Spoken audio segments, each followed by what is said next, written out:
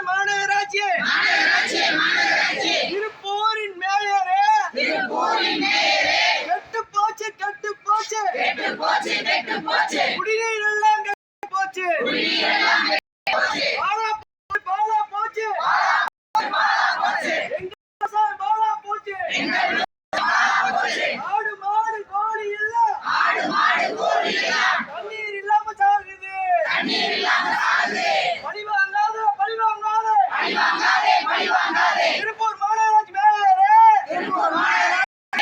நிறுத்திக்கோ